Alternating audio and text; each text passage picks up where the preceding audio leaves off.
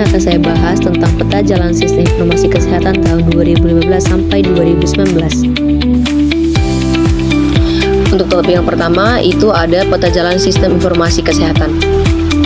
Peta jalan sistem informasi kesehatan adalah dokumen perencanaan sistem informasi kesehatan nasional pada tahun 2015 sampai 2019 yang bersifat indikatif yang memuat gambaran keadaan saat ini, arah dan tujuan yang ingin dicapai, tahap pelaksanaan, sasaran dari setiap tahap, indikator pencapaian sasaran, pembiayaan, dan pengorganisasian, pelaksanaan, pengembangan dan penguatan sistem informasi kesehatan nasional dalam 5 tahun ke depan dalam mewujudkan sistem informasi kesehatan yang ideal. Topik yang kedua ada perkembangan kesehatan. Keberhasilan pembangunan kesehatan diukur melalui capaian indikator derajat kesehatan dengan menggunakan beberapa indikator yang mencerminkan kondisi mortalitas atau kematian, status gizi, dan morbiditas atau kesakitan.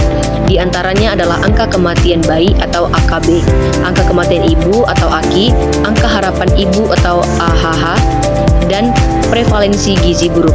Yang pertama ada angka kematian bayi, yang kedua ada angka kematian ibu, yang ketiga ada angka harapan hidup, dan yang keempat ada prevalensi gizi buruk.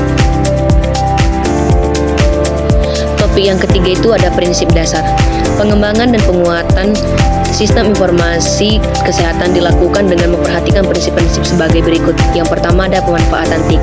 Pemanfaatan TIK diperlukan untuk mendukung sistem informasi dalam proses pencatatan data agar dapat meningkatkan akurasi data dan kecepatan dalam penyediaan data. Kedua ada keamanan dan kerahasiaan data. Sistem informasi kesehatan yang dikembangkan dapat menjamin keamanan dan kerahasiaan data. Dan ketiga ada standarisasi.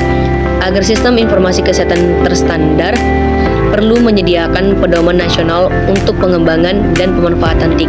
Keempat ada integrasi. Yang kelima ada kemudahan akses.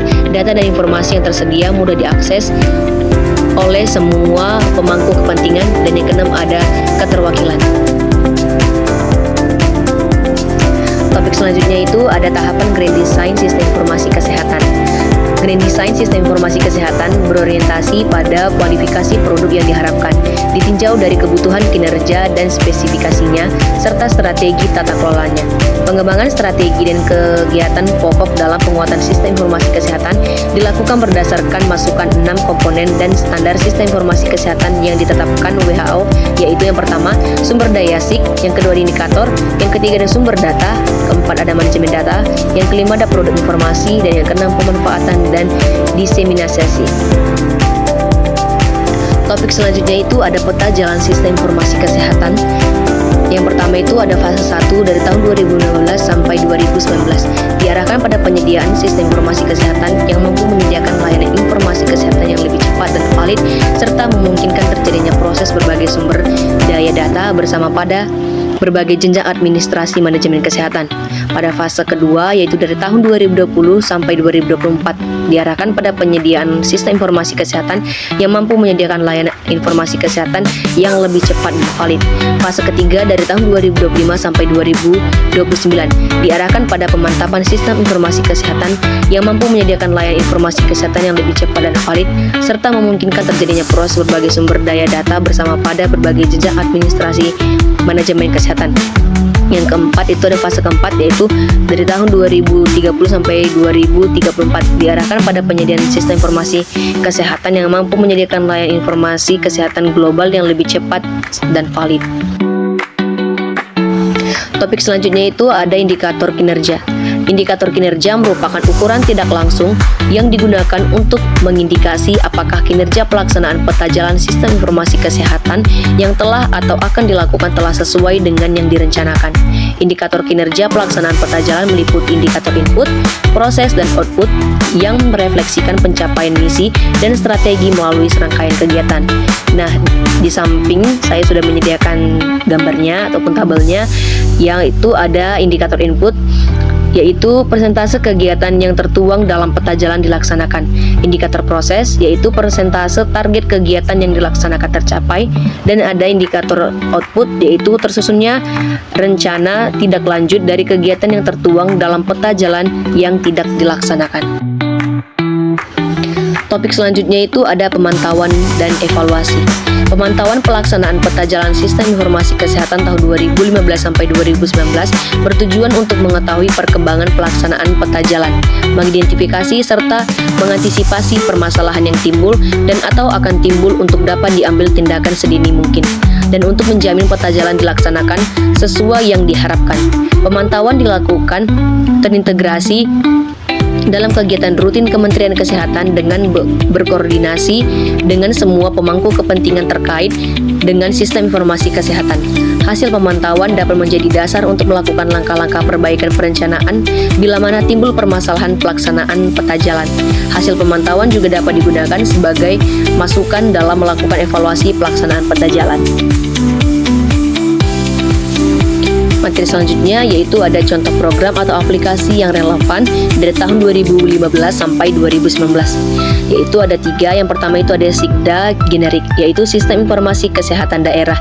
SIKDA adalah sebuah istilah yang digunakan untuk menggambarkan suatu sistem yang terdiri dari gabungan antara input seperti SDM atau brandware, perangkat lunak atau software, format kebutuhan informasi atau inforware, teknologi informasi dan teknologi komunikasi. Yang kedua ada SIMRS, yaitu Sistem Informasi Manajemen Rumah Sakit. SIMRS adalah suatu sistem teknologi informasi komunikasi yang memproses dan mengintegrasi seluruh alur proses pelayanan rumah sakit dalam bentuk jaringan koordinasi. Yang ketiga ada SIMPUS atau Sistem Informasi Puskesmas, yaitu Sistem Informasi Manajemen Puskesmas atau yang sering dikenal dengan istilah SIMPUS merupakan suatu tataan manusia atau peralatan yang menyediakan informasi untuk membantu proses manajemen puskesmas dalam mencapai sasaran kegiatannya. Di sini saya sudah menyediakan 3 kasus.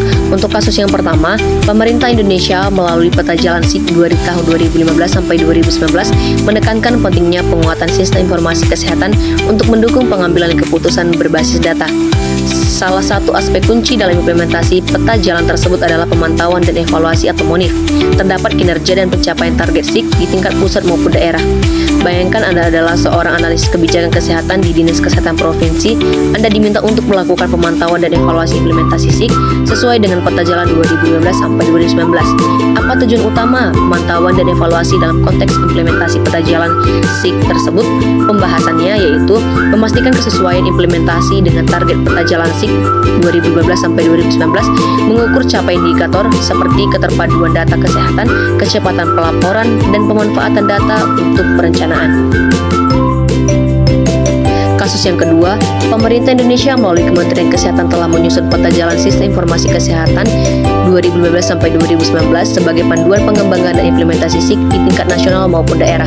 Salah satu poin penting dalam peta jalan ini adalah penerapan indikator kinerja yang menjadi ukuran keberhasilan pelaksanaan SIK seperti ketersediaan data, pemanfaatan informasi kesehatan untuk pengambilan keputusan, serta peningkatan kapasitas SDM.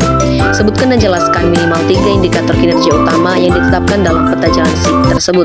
Pembahasannya, ketersediaan dan kualitas data kesehatan, yaitu mengukur seberapa lengkap, akurat, dan tepat waktu data kesehatan yang dikumpulkan dari fasilitas kesehatan. Yang kedua ada interoperabilitas dan integrasi sistem informasi, yaitu menilai sejauh mana berbagai aplikasi kesehatan seperti BPJS, e-Puskesmas, dan SIMRS. Dan yang ketiga ada pemantauan informasi kesehatan untuk pengambilan keputusan. Kasus yang ketiga, Kementerian Kesehatan telah menetapkan peta jalan sistem informasi kesehatan nasional atau SIKN yang terbagi dalam beberapa fase. Pada fase kedua tahun 2020 sampai 2024, fokus utama diarahkan pada penguatan integrasi data kesehatan nasional melalui penerapan big data, analitik, interoperabilitas antar aplikasi, serta peningkatan pemanfaatan data untuk pengambilan keputusan. Berikan strategi solusi untuk mengatasi tantangan tersebut agar rumah sakit mampu mendukung pencapaian target SIK nasional fase kedua. Pembahasannya, membangun arsitektur integrasi. Rumah sakit perlu mengadopsi malware atau platform interoperabilitas berbasis standar untuk menghubungkan sistem-sistem yang ada, yaitu penguatan SDM, pelatihan rutin tentang manajemen data, keamanan informasi, dan pemanfaatan analitik bagi tenaga kesehatan dan tim kesehatan.